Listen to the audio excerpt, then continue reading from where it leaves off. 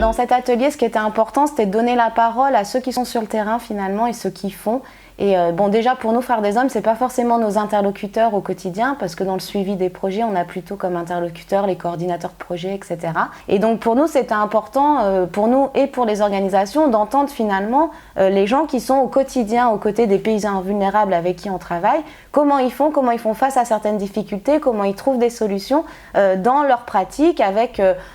certes des objectifs de résultats de projet, mais au-delà de ça, une façon de gérer des conflits, une façon d'aller dialoguer avec l'un ou avec l'autre, de faciliter la compréhension commune de quelque chose, etc. Donc ça, c'était vraiment important de pouvoir entendre leur voix, et finalement parce que c'est eux qui sont sur le terrain et qui mènent les actions avec les paysans au quotidien, quoi. On a proposé des thèmes qui nous semblaient revenir autour du dispositif d'animation en tant que tel, autour de la transmission et de l'accompagnement de ces animateurs de proximité, autour de l'accompagnement des familles paysannes et des groupements paysans, autour de la place des jeunes en zone rurale, qui est une vraie problématique, et enfin autour de l'adaptation à l'évolution des contextes, des bailleurs, etc. Donc on a identifié ces 5 thèmes qu'on a proposés à chaque organisation, et on leur a demandé non pas de répondre aux défis, parce que c'était une proposition, mais de se dire, est-ce que ce défi me parle? Oui. Est-ce qu'il a une réalité dans mon organisation? Est-ce que je pourrais être amenée à le creuser dans un autre cadre? Ils se sont prêtés au jeu, et effectivement, ils se sont dit que tous ces défis-là,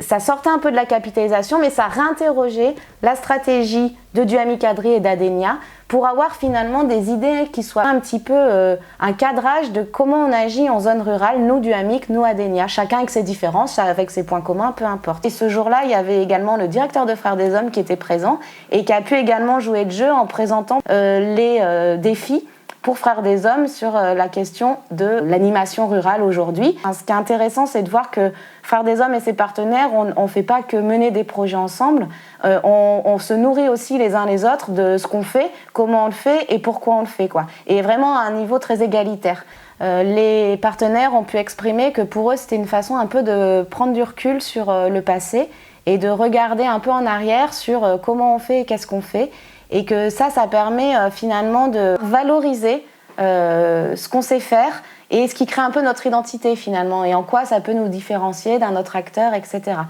Une approche de développement rural, elle n'est pas la même en fonction de l'histoire de son organisation, quelle est la fonction des animateurs, qu'est-ce qu'on leur demande de faire et comment ils le font. Ça permet de prendre ce recul-là pour valoriser son savoir-faire. Alors à la fois déjà en interne d'une organisation, on peut imaginer que si Duhamic Adri recrute des nouveaux animateurs pour un nouveau projet, il aurait ces pratiques qui sont écrites quelque part grâce à la capitalisation, qui peut du coup partager avec des nouveaux animateurs. Aussi en externe, que ce soit auprès d'autres organisations de la société civile partenaires, mais aussi